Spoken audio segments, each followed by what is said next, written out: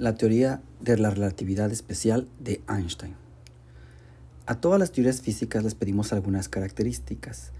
Entre ellas está la universalidad, que nos dice que la física que gobierna en una región del universo es la misma que gobierna en cualquier otra región del mismo. Es decir, las leyes de la física son las mismas para cualquier parte del universo. Esta simetría o esta característica de las teorías se puede poner de manera explícita en las ecuaciones. Por ejemplo, si tomamos la ley dinámica para la ecuación, para la teoría de mecánica de Newton, ¿no? Que es, digamos, la ecuación de Newton, y nosotros consideramos traslaciones para movernos en diferentes posiciones en el universo, ¿no? Tendríamos que hacer, por ejemplo, esta está definida para una R, pero definimos una R tilde que sea una traslación y un T tilde que sea una traslación, pero en el tiempo, ¿no? Donde R0 y T0 son constantes, pero arbitrarios. Entonces uno puede hacer esta traslación y como la derivada de R tilde es igual a la derivada de R, inmediatamente puede escribir esta ecuación, ¿no? Donde F tendría que evaluarse pues, en las variables tilde, ¿no? Y vemos que la ecuación de Newton es invariante ante una traslación del observador o de las coordenadas, ¿no? Tanto en espacio como en tiempo. Entonces, esta propiedad de universalidad se refleja como una simetría en las ecuaciones. Pero la mecánica de Newton no solamente cumple una simetría ante traslaciones como estas, ¿no? Sino incluso ante traslaciones en la velocidad. Es decir, describir las cosas desde un punto en movimiento con respecto al otro, siempre y cuando esta traslación sea con una velocidad constante, también debe de mantener invariante. También mantiene invariante la mecánica de Newton, ¿no? Entonces, también va a ser invariante la mecánica de Newton, o es invariante, ante traslaciones de velocidad, en el sentido que habíamos deducido nosotros en las transformaciones de Galileo, que vimos hace 2 o 3 videos, ¿no? Es decir, si tenemos dos marcos de referencia, uno que podemos considerar constante, que es el de la izquierda, y otro que se mueve con velocidad v constante con respecto a este, y las transformaciones asociadas a ese cambio de referencia pues son las transformaciones de Galileo, que están aquí, ¿no? Uno puede hacer estas transformaciones y otra vez ver cómo se comporta la ley de Newton ante esas transformaciones y verá que, por ejemplo, la de R', que es la transformada, pues nada más va a ser R menos B veces T, ¿no? Y la segunda derivada de una función lineal, porque la B es constante, nos da pues otra vez la derivada segunda de R, pero sin prima, ¿no? Entonces hemos mostrado que la ecuación de Newton pues es invariante ante traslaciones en la velocidad, o bien si consideramos observadores que se mueven con velocidad constante. Aquí hemos considerado la F como una constante, ¿no? Digamos, considera que la fuerza es constante, pero para el momento en realidad ahora platicamos qué hacemos cuando la fuerza no proviene de alguna interacción, ¿no? En esas transformaciones no solamente mantiene invariante la ley dinámica, también, por ejemplo, la noción de distancia. Si yo calculo delta de R', ¿no? Es decir, la distancia entre dos puntos del marco de referencia en movimiento, el primado, va a ser R1 menos R2 o R2 menos R1, depende cómo quiera definirla, pero yo puedo aplicar la regla de transformación esta de Galileo y llego a que esto nos va a dar esta expresión, o sea, sustituyendo así como aquí arriba, ¿no?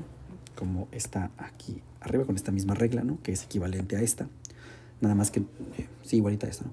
Y entonces lo pongo así y llego a que esto es igual a delta de R, es decir, la distancia, el vector es el mismo en el marco de referencia en movimiento y en el marco de referencia en equilibrio. Lo mismo pasa con intervalos temporales. Por eso, digamos, tomamos como que las distancias, decimos que son las distancias con esta descripción son absolutas, porque es la misma si te estás moviendo o no, la distancia se ve igual. ¿Y qué tal las fuerzas?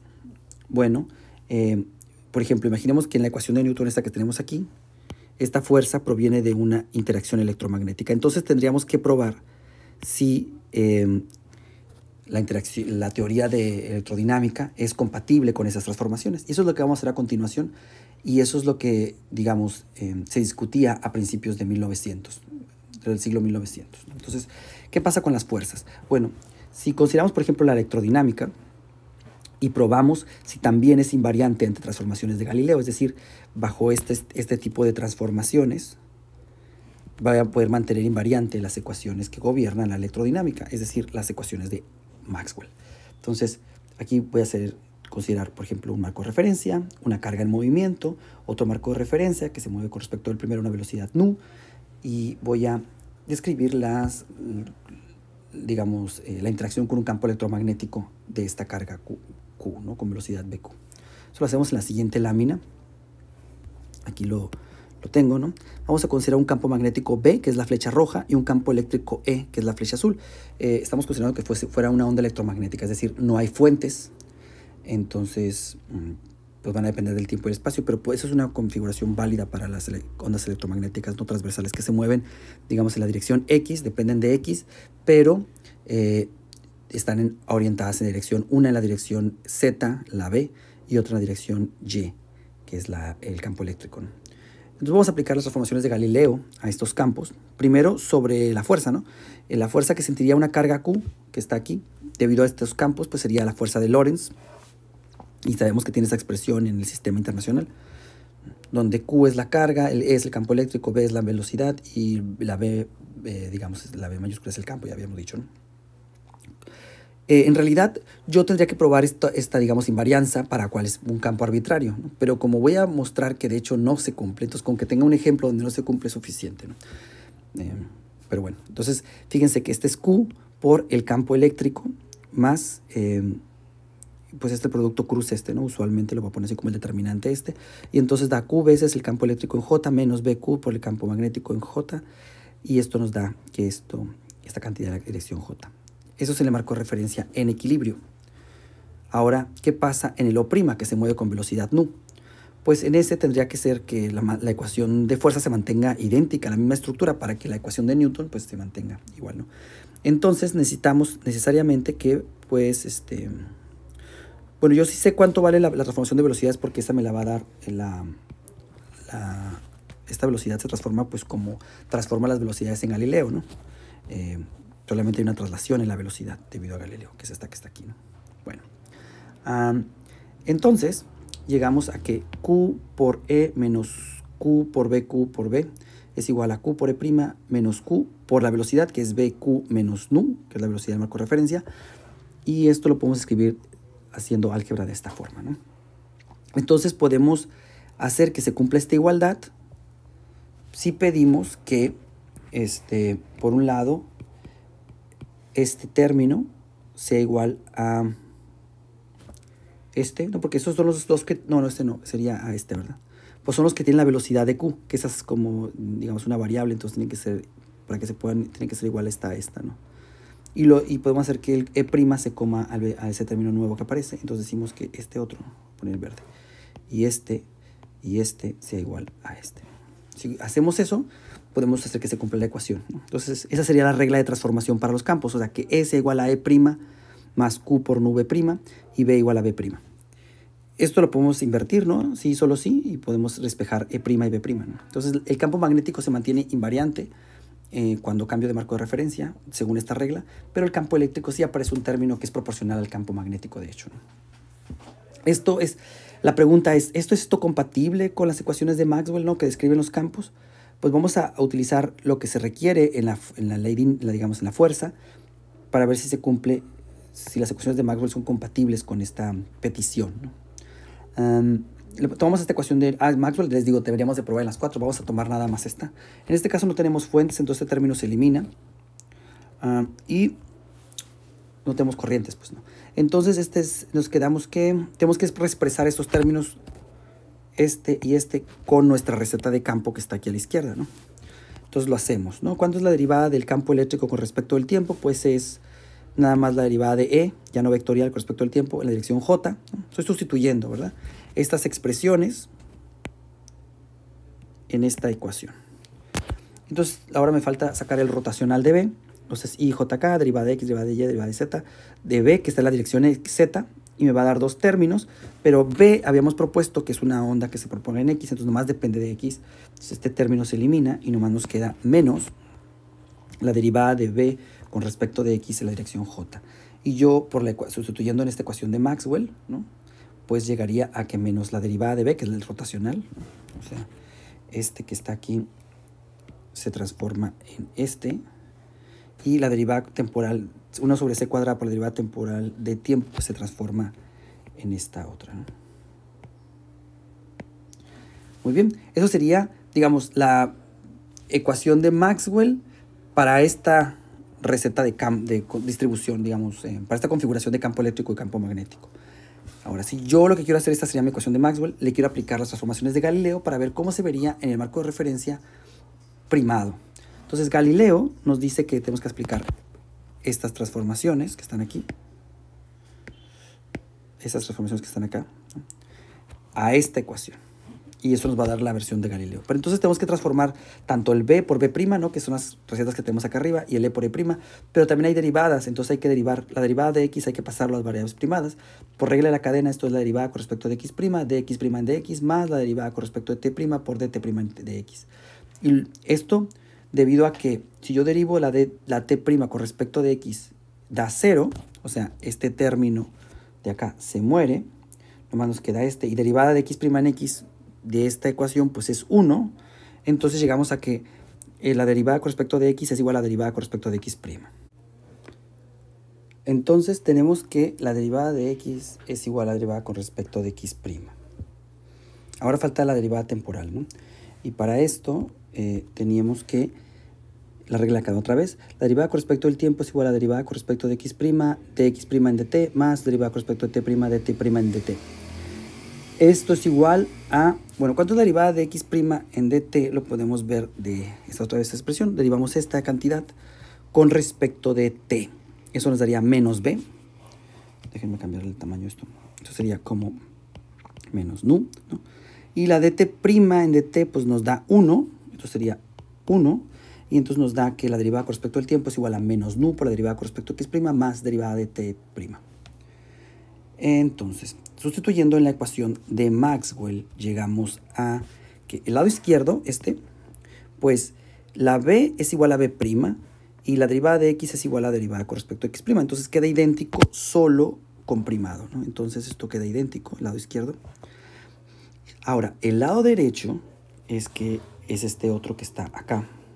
Este lado derecho es 1 sobre c cuadrada, ese va a quedar idéntico, pues no hay ningún cambio, 1 sobre c cuadrada, por la derivada de e con respecto de t. Aquí hay que cambiar primero la derivada con respecto de t, que eso sabemos que es menos nu por la derivada de x', más otra vez 1 sobre c cuadrada por la derivada con respecto de t', ¿no? Esto es, digamos, este término y este término. Y además tenemos que cambiar el e por e', que es esta expresión de acá. Digamos, la ponía así. Entonces sustituimos e por e' y es el paréntesis cuadrado que estoy poniendo aquí. Ahora hacemos las cuentitas. Sería el lado izquierdo, pues nos queda idéntico, de la derivada con respecto de x' igual a 1 sobre c cuadrada por la derivada. Voy a juntar el término que está en la ecuación original. O sea, si te fijas, yo quiero recuperar esta estructura, entonces voy a buscar este término que está aquí. Voy a poner amarillo. Este término quiero, ¿verdad? Este término que está aquí. Entonces lo voy a buscar, es 1 sobre c cuadrada por la derivada de e con respecto de t. Pero necesito la derivada de e' con respecto de t', sería este término, ¿no? Este término es el que aparece en esta ecuación, o similar al que aparece en esta ecuación. Entonces lo voy a buscar, ese es el que tengo aquí, ¿no? Y lo demás son términos que no aparecen en la ecuación sin primar, y estos serían estos términos, ¿no? Que es el primero sería, bueno, serían estos tres, ahorita los identificamos, ¿no? El primero, lo voy a señalar con naranja, es q nu sobre c cuadrada por b'. Ese sería, bueno, aquí estamos bien, que es la derivada con respecto de x' de q nu sobre c cuadrada. Yo creo que es ¿no? Más que aquí me falta derivar con respecto de t'. Aquí faltaría un término, ¿no? Luego el otro término es voy a poner en verde, es este que está aquí, es q nu' con respecto de x, es este que está aquí. Y el de en medio es este último, ¿no? Voy a ponerlo en color morado. Es este, ¿no? Nu es 1 sobre c cuadrada. Estos dos términos, ¿no? Pero el caso es que aparecen términos extra por el hecho de hacer una transformación. Es decir, la ecuación de Maxwell, en particular, no es compatible con las transformaciones de Galileo. Entonces, es decir, no hay invarianza en la teoría electrodinámica, ¿no? Y pues esto es una simetría que originalmente la descubrió a Hendrik Anton Lorentz, y entre otras cosas, y para describir esta simetría, pues descubrió las transformaciones que sí mantienen invariantes estas ecuaciones, que son las ecuaciones que ahora llevan su nombre, ¿no? Las transformaciones de Lorentz. Pero bueno, de este resultado, ¿no? Donde vemos que las ecuaciones de Maxwell no son compatibles con las transformaciones de Galileo, porque allí está mostrado, ¿no? Podemos pensar dos cosas, ¿no? Uno, por un lado, que podemos pensar que las ecuaciones de Maxwell son incorrectas, es decir, que hay algún problema con ellas. Bueno, pues eso puede ser pero eso era bastante, incluso en ese tiempo, y ahorita pues mucho menos, es bastante improbable porque funcionan bastante bien, ¿no? Describen muy buenos fenómenos con bastante precisión y nos han servido para explicar y producir diversas descripciones de los fenómenos. Por otro lado, pero bueno, esa es una opción, ¿no? La otra opción sería que las ecuaciones de Maxwell estén bien, pero que estén referidas a un marco de referencia en particular. Y lo que ponían de hecho, hubo una teoría que se llamaba la teoría de la emisión, donde decían que las ecuaciones de Maxwell eran válidas respecto al marco de referencia del cuerpo que emitía la radiación, ¿no? Entonces, esa era la teoría de la emisión. De hecho, es lo que vamos a platicar una crítica, digamos, de manera indirecta a esa teoría, que es la teoría de la emisión. Sin embargo, podemos argumentar en contra de esa teoría por ejemplo, con algunos experimentos que salieron, por ejemplo, en 1914, como el experimento de Sitter, que, bueno, decía que algunas mediciones astronómicas, por ejemplo, en estrellas, sistemas binarios, no concordaban con esa teoría, ¿no? Pero, digamos, en ese tiempo no existía todavía, en 1905, pero que es cuando estamos hablando, en principios de 1900, pero eventualmente se descubrió que eso no es posible, ¿no? Además de lo que vamos a discutir ahora. Y la última es que las transformaciones de Galileo fuesen incorrectas, es decir, que las ecuaciones de Maxwell están bien, pero tú quieres transformarlas con una regla de transformación que no es válida. Bueno, aunque esto también pues tenía sus complicaciones, porque entonces esas sí sirven para la mecánica. ¿Qué onda por qué sí funcionan para la mecánica y no funcionan para la electrodinámica, ¿no? Entonces eso es lo que podríamos preguntarnos. Entonces, por último, pues entra Einstein que es lo que, digamos, queremos hacer en este video, ¿no? Entonces llega Albert Einstein en 1905 y publica en su el año milagroso, ¿no? Annus Mirabilis, en 1905, y entre los artículos que publica que se llama Sobre la electrodinámica de cuerpos en movimiento, precisamente como hablando criticando esa teoría de la emisión. Lo publica en alemán en el Annalen der Physik, ¿no? Que está aquí, está una de las portadas del Annalen der Physik, ¿no? Es una revista muy prestigiosa alemana. Bueno, en la introducción de este artículo, él empieza en este artículo discutiendo, porque está traducido al inglés, ¿no? Yo no sé hablar alemán. Y en la introducción lo que discute Albert Einstein es que hay fenómenos electromagnéticos, y en particular describe la descripción del experimento de tener un magneto permanente y un conductor. Y él dice que si uno quiere explicar la física como que existe un marco de referencia fijo, ¿no? Porque eso es lo que alegaban la gente para explicar esta simetría de las ecuaciones de Maxwell. O sea, la simetría esta que descubrimos ahora nosotros, ¿no? Esta que estábamos viendo aquí. La gente la justificaba en términos de que, pues esta teoría de la emisión, ¿no? Que había un marco de referencia preferencial para las ecuaciones, que ya fuera el que lo emitiera, o que había otra hipótesis que era la del éter, ¿no? Que decíamos que la luz se movía en este marco de referencia absoluto, y que entonces las ecuaciones de Maxwell referían este marco de referencia absoluto. Entonces lo que dice Albert Einstein en su introducción es que nosotros vemos un experimento donde tenemos un magneto y un conductor. Si hubiera un tercer marco de referencia de donde se describía la física, importaría si el que se está moviendo es el magneto o el conductor, porque está refiriendo a un tercer marco de referencia fijo, ¿no? Sin embargo, la fenomenología se mostraba invariante ante si se movía el conductor o el magneto. Digamos, por ejemplo, en el caso del conductor aparece el mismo campo con la misma magnitud que si se mueve uno o se mueve el otro. Entonces, él decía que esto, junto con la medición falsa, digamos, la negativa de encontrar un cambio en la velocidad de la luz en los experimentos de Michelson y Morley, mostraban que no había un marco de referencia absoluto, sino que la física se tendría que describir nada más entre, se tiene que describir y tiene que ser la misma en cada marco de referencia, no importa si te vas moviendo o no. Entonces, esto lo estableció en el principio del paper, ¿no? Y esto lo llama el principio de la relatividad, y dice más o menos así, ¿no? Todas las leyes físicas, en realidad dice todas las leyes de la mecánica del electromagnetismo, permanecen invariantes para todos los observadores en movimiento relativo de traslación uniforme. Es decir, la física depende del marco de referencia. No depende del marco de referencia que te muevas, es la misma, y no hay un marco de referencia absoluto, básicamente, ¿no? Ese es el principio de relatividad. Pero él le agrega, digamos, a las leyes de la física otro principio que él dice ahí, incluso en el artículo dice que aparentemente es incompatible con este, pero realmente no es incompatible, sí es compatible, y eso es lo que va a hacer en este artículo, es introducir como ley física, o sea, entre las leyes físicas de acá arriba, que dice que van a cumplir en todos los marcos de referencia, una de ellas es que la velocidad de la luz, o la velocidad de propagación de la luz en el vacío es constante para todos los marcos de referencia inerciales o todos los observadores inerciales, ¿no? Independientemente del estado de movimiento del cuerpo que la emite. Entonces, como básicamente en contra de esta teoría de la emisión, ¿no? Que la luz debería depender de quién de la fuente que lo estuviera enviando, ¿no? Entonces, básicamente lo que dice es que si tú tienes una fuente que se mueve a cualquier velocidad, le podemos poner v, la velocidad de la luz en todas las direcciones es la misma, ¿no? ¿Por qué? Porque la velocidad de la luz igual a c, esa constante, ¿no? Es una ley física, y todas las leyes físicas se mantienen invariantes independiente del estado de movimiento del marco de referencia. Con esto, básicamente está eliminando, porque de hecho la llama en la introducción, al principio de este paper la llama superflua la hipótesis del éter, porque sería como el marco de referencia donde se mueve el campo electromagnético. Y también, pues el marco, que exista un marco de referencia absoluto, ¿no?